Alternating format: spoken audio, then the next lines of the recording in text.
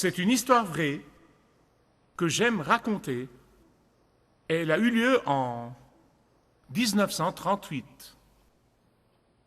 Elle raconte l'histoire d'un homme du nom de John Martin qui vivait à Long Island, New York, mais il travaillait dans la ville de New York, Manhattan, et il se rendait chaque jour au travail. En septembre de 1938, John Martin a réalisé l'une de ses plus grandes ambitions dans la vie. Maintenant, il est vrai que ce pourrait ne pas être l'ambition de 99,9% de la population, mais c'était l'ambition de John Martin. Qu'est-ce que c'était? Eh bien, c'était de posséder son propre baromètre. C'est tout ce qu'il voulait.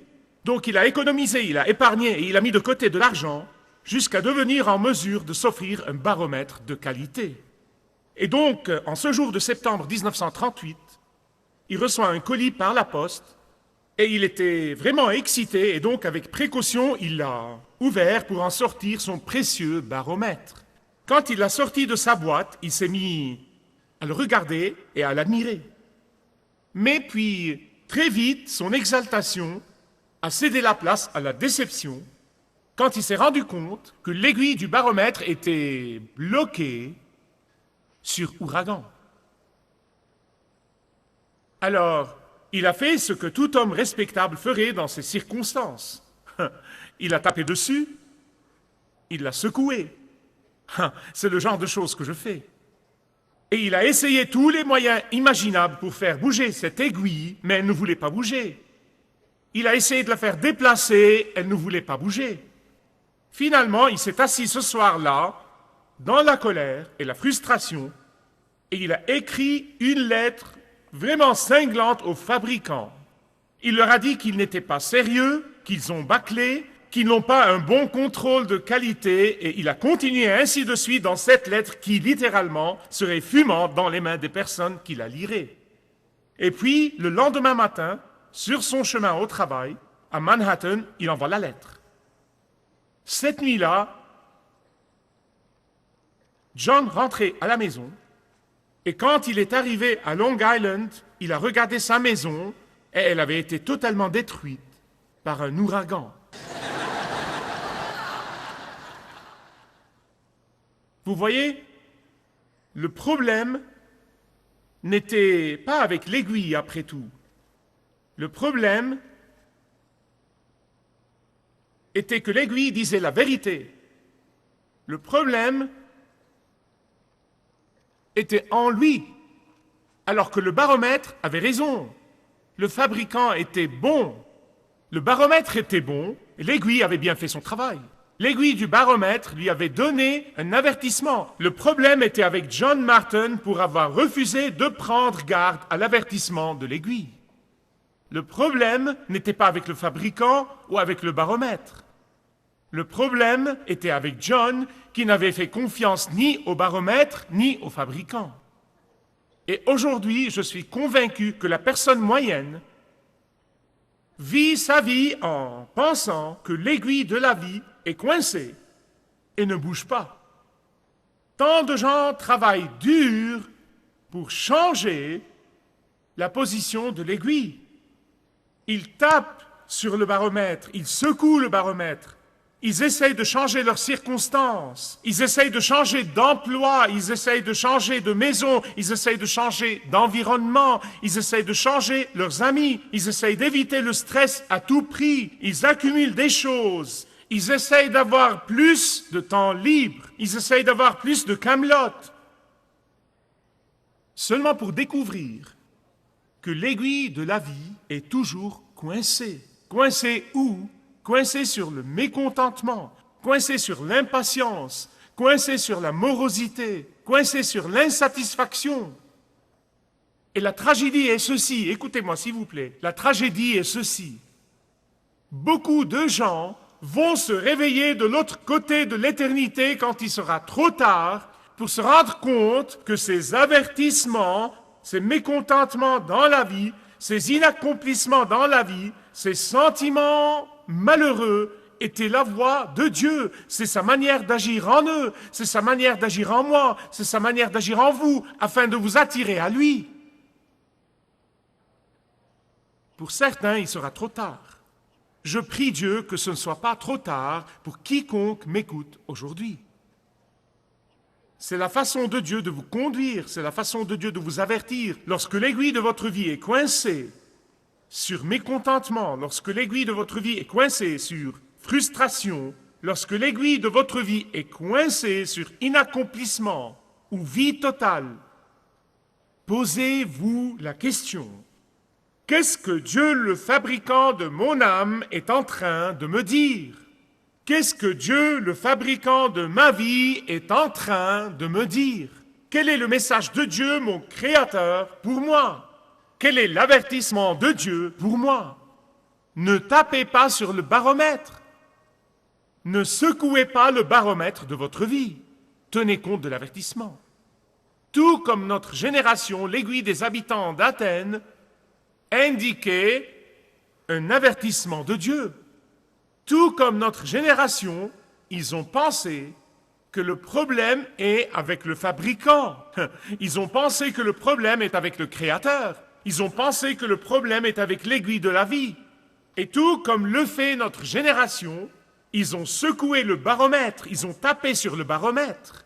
Ils ont tout fait pour trouver leur contentement. Ils ont été après tous les nouveaux dieux dont ils ont entendu parler. Ils ont essayé toute spiritualité dont ils ont entendu parler. Ils ont essayé toutes les religions dont ils ont entendu parler. Ils ont tout essayé. Chaque dieu qui descend du brochet, disent-ils, nous allons l'essayer. Et puis, ils se sont épuisés dans la poursuite du Dieu du plaisir. Ils se sont épuisés dans la poursuite des dieux du bonheur insaisissable.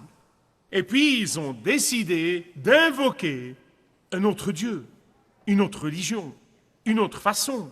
Nous ne pouvons pas le trouver dans tous ces dieux connus. Nous connaissons leurs noms. Nous avons érigé des statues pour eux.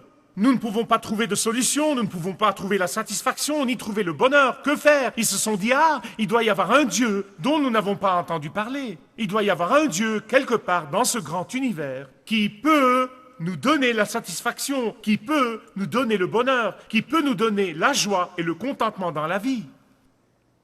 Et ils se sont dit, nous ne connaissons pas son nom, nous ne savons pas grand-chose de lui, mais nous savons qu'il peut probablement faire ceci. Alors parmi tous les autres dieux, ils construisent un autel, et parce qu'ils ne connaissaient pas son nom, ils ne savaient pas qui il était, ils ont décidé de mettre cette inscription sur cet autel particulier qui disait « Ô Dieu inconnu ». Ô Dieu inconnu.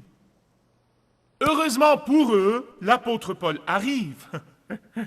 Et Paul vient à Athènes et il voit tous ces dieux, et il voit toutes ces idoles, et il voit l'inscription sur cet autel particulier « Ô Dieu inconnu », ô Dieu inconnu. Et puis, il se rend compte que ces gens ont tout essayé. Il se rend compte de la promiscuité sexuelle. Ils ont essayé les drogues illicites, ils ont essayé l'ivresse, ils ont essayé les relations égoïstes, ils ont essayé d'accumuler des richesses, ils ont essayé d'amasser plus de babioles dans leur vie, mais ils se réveillaient tous les matins avec toujours un sentiment de vide. Ils se réveillaient tous les matins avec toujours un sentiment de vide dans leur vie. L'aiguille était coincée sur ouragan. Et ils ne pouvaient pas comprendre cela. Et donc, quand l'apôtre Paul est entré en ville, et il les a vus chercher des réponses dans tous les mauvais endroits, il a été rempli de compassion. Vous ne pouvez pas vous empêcher d'éprouver de la compassion quand vous connaissez la bonne réponse. Avant le Christ, je réfléchissais aux réponses à toutes sortes de choses jusqu'à quand j'ai rencontré le Christ. Mes amis, peut-être que vous cherchez des réponses dans tous les mauvais endroits. Vous cherchez peut-être la satisfaction et la joie, mais vous êtes à la recherche dans tous les mauvais endroits. Vous pouvez être comme les Athéniens qui se demandaient le vrai sens de la vie. Comment puis-je trouver un sens à cette vie? Comment puis-je trouver l'épanouissement dans cette vie? Et vous pouvez même faire un petit Dieu de votre recherche. Aujourd'hui, votre recherche peut se terminer. Paul dit aux Athéniens, voici ce qu'il leur dit. Il a dit, vous savez, le Dieu que vous recherchez, il dit, je sais que vous avez fait beaucoup d'efforts et que vous essayez de le trouver, même que vous avez écrit ces mots, Dieu inconnu, ici sur cet autel. Vous ne connaissez pas son nom.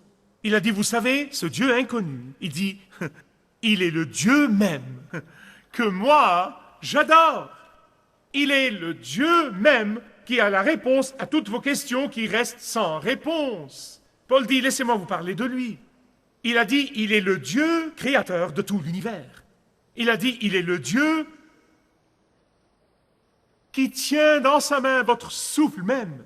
Il peut claquer des doigts et vous inspirer de l'air qui ne sort plus et c'est fini pour vous. Il est le Dieu même qui est le Dieu de puissance et de force dans l'univers. Il est le Dieu qui s'est révélé une bonne fois pour toutes en la personne de Jésus-Christ, son Fils. Oh, écoutez, dit Paul, et il est un Dieu qui n'est pas comme les autres dieux après lesquels vous avez couru. Il n'est pas comme n'importe quel autre Dieu que vous avez poursuivi. Il n'est pas comme les autres dieux que vous avez essayé de manipuler. Il n'est pas comme les autres dieux du moi que vous voulez satisfaire. Il n'est pas comme le Dieu des mauvais plaisirs à qui vous avez fait la chasse. Il n'est pas comme le Dieu du faux succès devant qui vous vous prosternez. Il n'est pas comme le Dieu de la fausse sécurité qui vous trompe jour après jour après jour. Il est le Dieu créateur.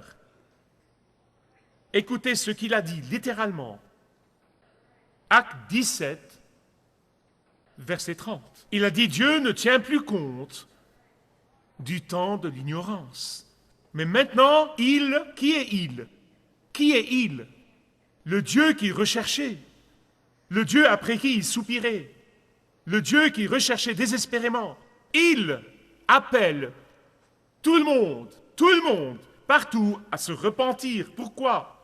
Pourquoi devrait-il se repentir? Pourquoi devrions-nous, vous et moi, nous repentir? Parce que Dieu, le Créateur, a fixé un jour où il va juger le monde.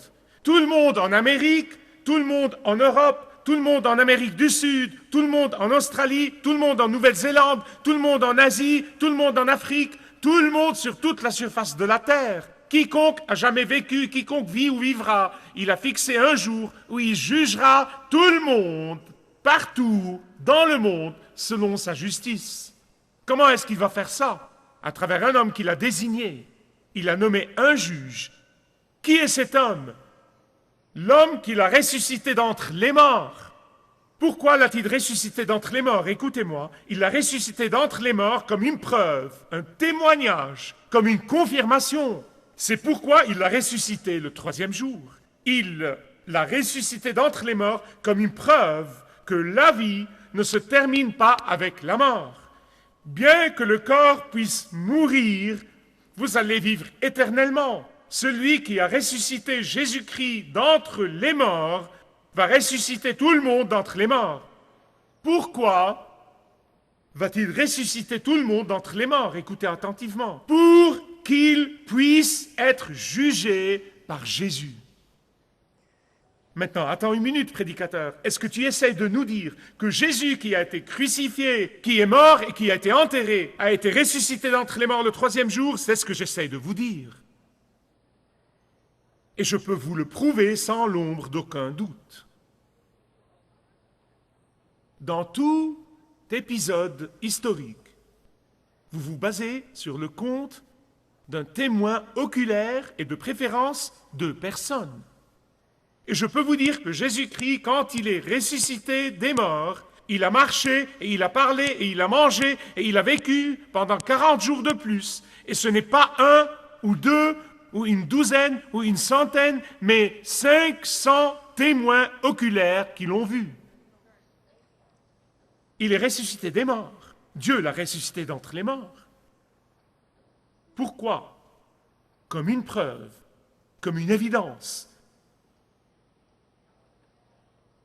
Mais certains d'entre vous sont sceptiques et vous vous êtes toujours demandé, mais pourquoi Dieu l'a-t-il ressuscité de la mort? Pour qu'il soit apte à être votre juge, pour qu'il soit capable d'être votre juge. Votre juge, mon juge. Il est mort pour payer le prix de vos péchés et satisfaire à la justice du Père et vous offrir le salut. Le fait même que vous soyez ici aujourd'hui, cela signifie qu'il vous aime et qu'il veut que vous entendiez parler de sa puissance salvatrice. Mais il est ressuscité comme preuve que lui et lui seul va être votre juge. Mes amis bien-aimés, chacun de nous a le choix aujourd'hui. Vous pouvez le recevoir comme votre sauveur et le jour du jugement, il sera votre avocat. Ou vous pouvez l'ignorer et il deviendra votre juge. Le choix est vôtre. Certains d'entre vous peuvent dire « Michael, je pensais que tout le monde devrait vivre sa vie selon ce qu'il croit être juste ou être faux. » Mes amis, écoutez-moi, Dieu ne se soucie pas de ce que vous pensez. Il ne se soucie pas de ce que vous pensez. Quand il s'agit du fabricant, il vous a conçu et il m'a conçu pour rendre des comptes. Mais attends une minute, Michael. Tu me dis que Dieu ne se soucie pas de ce que je pense? Vous m'avez bien entendu. Mais attends une minute. Tous les médias présents me demandent d'exprimer mon opinion, de leur dire ce que je pense.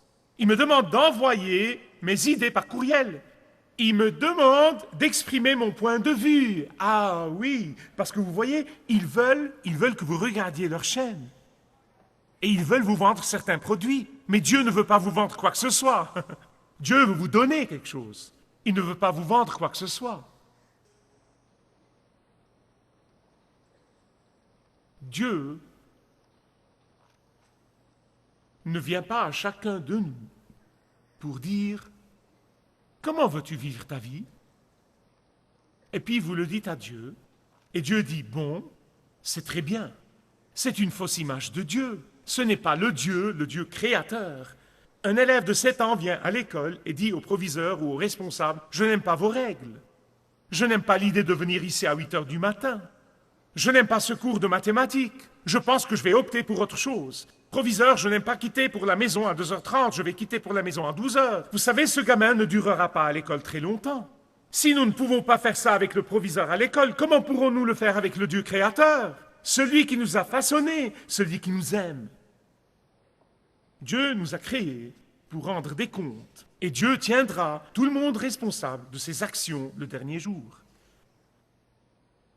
C'est pourquoi la Bible dit, il appelle tout le monde, partout, à se repentir.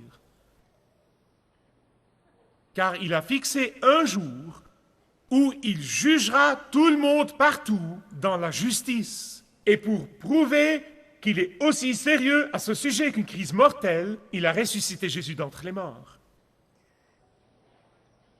Qu'est-ce que la résurrection après tout? Écoutez-moi attentivement, s'il vous plaît. Écoutez, la résurrection de Jésus-Christ, c'est comme un écran géant cosmique dans le ciel de l'histoire qui clignote non pas à l'alerte orange, non pas à l'alerte rouge, mais à l'alerte toute couleur, disant « Il y a un jugement à venir ». La résurrection de Jésus-Christ est comme un panneau d'affichage cosmique dans le ciel de l'histoire qui diffuse un message important disant à tout le monde, partout, qu'il y a un seul vrai Dieu et qu'il s'est révélé en Jésus-Christ. La résurrection de Jésus-Christ, c'est comme un écran géant cosmique dans le ciel de l'histoire qui dit « Jésus est le seul moyen vers le ciel ». La résurrection de Jésus-Christ, c'est comme un écran géant, cosmique, dans le ciel de l'histoire, disant que Dieu vous aime, et vous, et vous, et vous, et moi. Et il vous appelle à vous repentir. La résurrection de Jésus-Christ est semblable à une télévision à écran géant dans le ciel de l'histoire qui dit « Ce que vous ressentez dans cette vie n'est pas tout ce dont il s'agit, que vous pouvez avoir la victoire sur la mort et sur la tombe. » C'est ce qu'est vraiment la résurrection.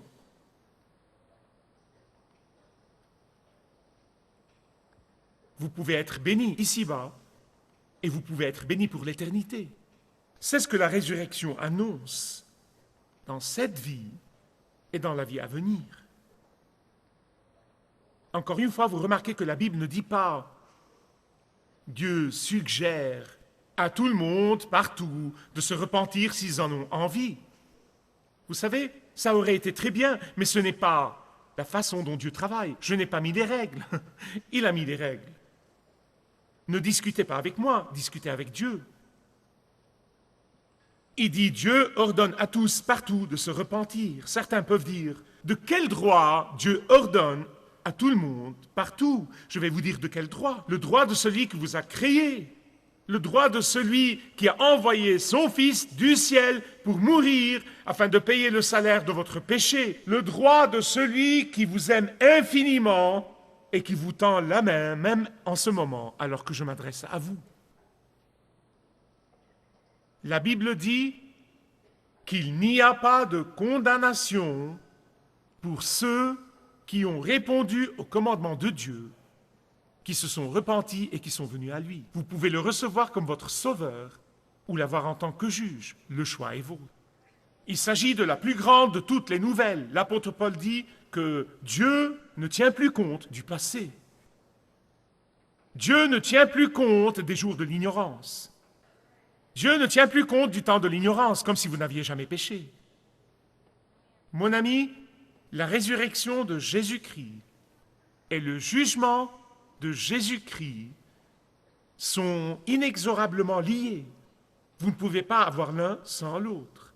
Il l'a ressuscité d'entre les morts afin qu'il puisse être le juge. Et c'est pourquoi Dieu commande à tout le monde, partout, de se repentir.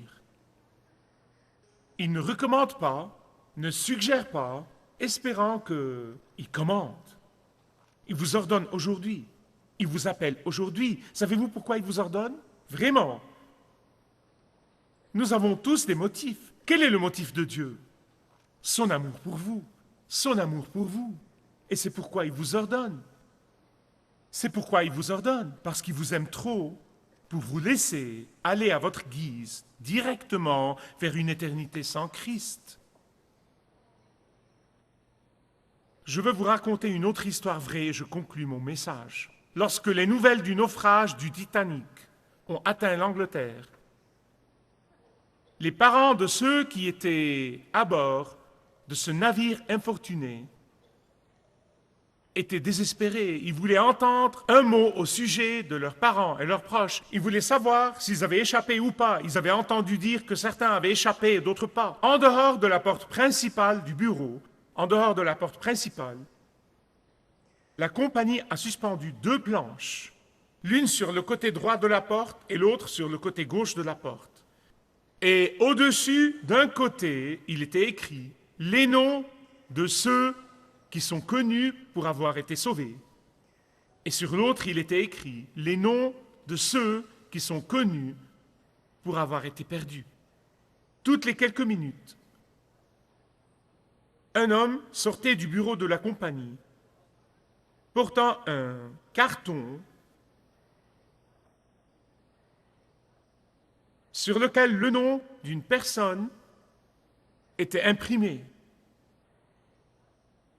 Le nom d'un des passagers à bord du navire. Et il le tenait bien haut pour tous les parents soucieux de lire le nom. Il le tenait bien haut. Et comme la foule attendait sans mots, retenant leur souffle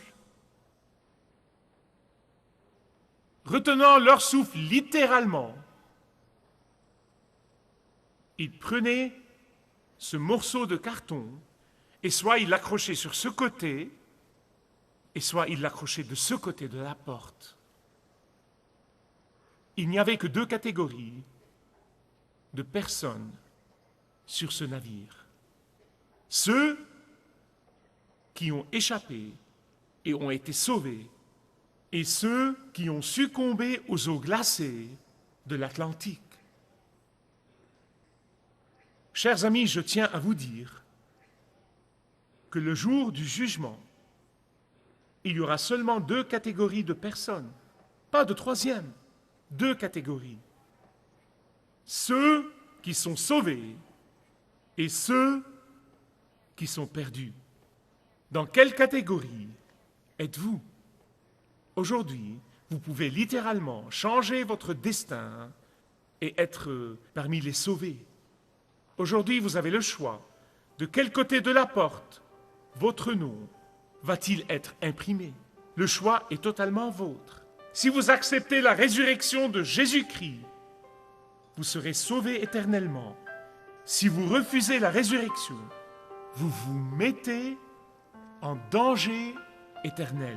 L'éternité est un très longtemps pour que vous jouiez avec. Si vous désirez connaître Dieu d'une manière personnelle, demandez le livret « Retrouvez la joie que vous avez toujours désirée » et vous pourrez découvrir l'amour de Dieu pour vous et apprendre comment expérimenter son pardon.